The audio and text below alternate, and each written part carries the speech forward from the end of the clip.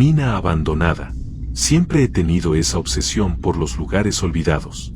Casas, fábricas, hospitales, todo lo que guarda silencio y polvo me atrae como si escondiera secretos esperando a ser descubiertos. Aquella noche, sin embargo, decidí junto a 2 amigos dar un paso más allá, explorar una antigua mina abandonada en las afueras de un pueblo minero del norte. Decían que estaba clausurada desde los años 70, luego de un derrumbe que sepultó a varios trabajadores. Los viejos del lugar advertían que nadie debía acercarse porque aún se escuchaban golpes de picos y voces apagadas desde el fondo. Claro, para nosotros aquello no era más que leyendas de pueblo, el condimento perfecto para una exploración emocionante.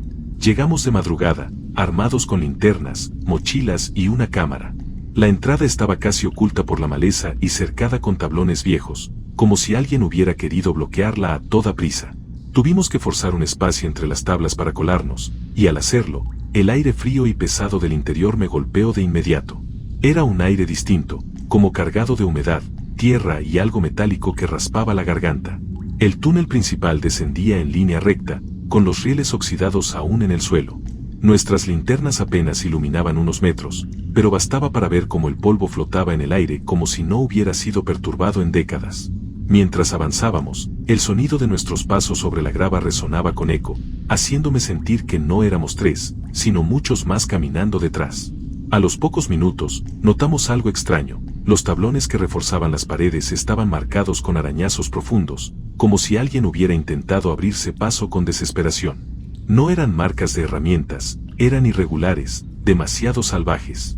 Mis amigos lo tomaron a broma, pero yo no podía dejar de observar cómo la madera estaba astillada hacia afuera, como si algo hubiese arañado desde dentro de la tierra. Seguimos descendiendo. De pronto, el aire se volvió aún más denso y comenzamos a escuchar un goteo constante, como agua cayendo en algún charco. El túnel se abrió en una cámara más grande, donde encontramos restos oxidados de carretillas y un casco minero cubierto de polvo. Uno de mis amigos levantó el casco y bromeó con ponérselo, pero antes de que pudiera hacerlo, un sonido grave recorrió el lugar. Era un golpe seco, metálico, como si alguien hubiese descargado un pico contra la piedra. Nos quedamos en silencio, conteniendo la respiración. Otro golpe sonó, más cercano. Después, un arrastre lento, como de piedras moviéndose. ¿Lo escucharon? Susurré, pero ninguno respondió. El túnel a nuestra izquierda estaba completamente oscuro. Dirigimos las linternas hacia allí, y juro que vi algo moverse. Una silueta baja, encorvada, que se deslizaba con rapidez, desapareciendo en la penumbra antes de que pudiera enfocar bien. Sentí un escalofrío recorrerme la espalda. Decidimos retroceder, pero al girarnos notamos que el aire detrás de nosotros estaba cubierto de una especie de neblina espesa. No sé de dónde podía salir en un lugar subterráneo como aquel. Y entonces, lo escuchamos, una respiración pesada, húmeda, proveniente de lo profundo del túnel. No era humana. La linterna de mi amigo iluminó fugazmente algo entre las piedras, 2 ojos brillantes, demasiado grandes, reflejando la luz como los de un animal nocturno. Lo que fuera, se movía lento, arrastrando sus extremidades, produciendo un sonido áspero, casi como uñas sobre roca. El pánico nos dominó. Corrimos hacia la salida, pero la mina parecía interminable, como si cada metro se alargara más que el anterior. Detrás de nosotros, el eco de pasos y arrastres se mezclaba con un sonido gutural, bajo, que se parecía a una risa sofocada. Cuando al fin vimos la luz de la entrada, mis piernas apenas respondían. Salimos a la superficie jadeando, cubiertos de polvo y con el corazón a punto de estallar. Al mirar atrás, la oscuridad del túnel estaba completamente quieta, como si nada hubiera ocurrido. Pero mientras nos alejábamos, juraría que escuché un último golpe de pico resonando en las profundidades. Nunca volvimos. Y lo peor es que, desde aquella noche, cada vez que cierro los ojos, siento que alguien araña desde abajo, como si esa cosa siguiera excavando, acercándose poco a poco a la superficie.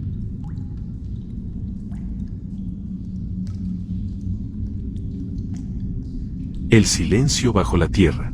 Trabajé más de 20 años en las minas de carbón del norte. Siempre supe que era un oficio duro, pero uno se acostumbra a la oscuridad, al olor metálico y al crujir constante de la piedra. Lo que nunca imaginé era que, más allá de los derrumbes y los accidentes, existía algo que ningún capataz podía explicar. Era 1998.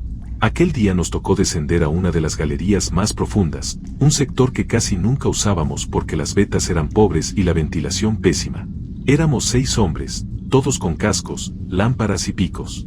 El túnel se angostaba tanto que había que avanzar agachados. El aire era tan pesado que se sentía como respirar agua. No tardamos en notar que algo estaba mal. El eco de nuestros pasos no sonaba normal, en lugar de rebotar de inmediato, tardaba una fracción de segundo más, como si la caverna fuese mucho más grande de lo que alcanzábamos a ver. Uno de mis compañeros, Pedro, dijo en broma que quizá habíamos abierto un pasaje hacia otro mundo. Nadie rió. Cuando empezamos a trabajar la roca, oímos un ruido que nos paralizó, golpes secos, acompasados, que no provenían de nuestros picos. Al principio pensamos que era otro grupo en una galería cercana, pero estábamos solos. Aquello venía del fondo, de más abajo todavía. El capataz nos ordenó seguir, aunque todos nos mirábamos con inquietud. Y fue entonces cuando lo vimos. En la pared del túnel, donde la roca estaba húmeda, había marcas de garras largas, como si algo hubiera estado rascando desde dentro. No eran recientes, estaban cubiertas de polvo, pero se veían profundas. De pronto, el aire se enfrió como si alguien hubiese abierto una puerta invisible. Nuestras lámparas comenzaron a titilar. En ese instante escuchamos una respiración lenta, arrastrada, que retumbaba en la galería como si viniera de todas partes. Pedro, que iba delante, giró su lámpara hacia un recoveco y la dejó caer de inmediato. Yo también lo vi, una figura agazapada contra la roca, de piel pálida y ojos brillantes, enormes, que reflejaban la luz como los de un animal nocturno. Tenía los brazos demasiado largos y los dedos terminaban en uñas curvas. Lo peor era que no se movía con sobresaltos, se deslizaba, como si el suelo mismo lo arrastrara. Gritamos. Algunos retrocedieron, otros levantaron los picos como si fueran armas. La criatura se alzó apenas unos centímetros y emitió un sonido gutural, bajo, que vibraba en los huesos más que en los oídos. Entonces, del fondo de la galería, se escucharon más respiraciones. No era uno. Había varios. Nunca había sentido tanto miedo en mi vida. Dejamos herramientas tiradas y corrimos hacia la salida, pero los túneles parecían cerrarse tras nosotros. El eco de nuestras pisadas se mezclaba con un tropel extraño, como manos y pies golpeando la piedra al mismo tiempo. Logramos alcanzar el ascensor de carga y subir a la superficie. Nadie habló en el trayecto. Al salir, estábamos cubiertos de polvo, con los ojos desorbitados. El capataz nos ordenó silencio absoluto, dijo que si hablábamos de lo ocurrido perderíamos el trabajo. Con los años, la mina cerró, pero yo jamás olvidé aquellas respiraciones en la oscuridad. A veces pienso que esos seres no aparecieron de pronto, sino que siempre estuvieron ahí abajo, esperando. Y que los derrumbes de los que tanto se habla no fueron simples accidentes, fueron advertencias para mantenernos alejados.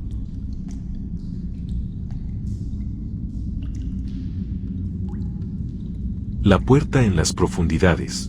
Trabajé más de 10 años en la mina El Descanso, un lugar al que pocos querían entrar, pero que era la única fuente de trabajo para la mayoría en el pueblo. La rutina era siempre la misma, nos levantábamos antes de que amaneciera, tomábamos un café cargado y un pedazo de pan duro, y bajábamos al socavón en grupos de 6 u 8 hombres.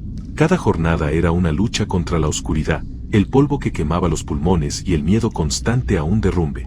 Uno aprende rápido a conocer a los compañeros. El silencio allá abajo se vuelve insoportable, así que siempre había bromas, historias y hasta canciones desafinadas para hacer más llevaderas las horas. El ruido de los picos golpeando la roca era como un latido que nunca se detenía. El trabajo era duro, pero había cierta tranquilidad en la rutina: cavar, cargar, sudar, subir y repetir. A mediados del 2003 nos asignaron un nivel nuevo, más profundo que los habituales. El aire era pesado y caliente, y cada respiración parecía un esfuerzo extra.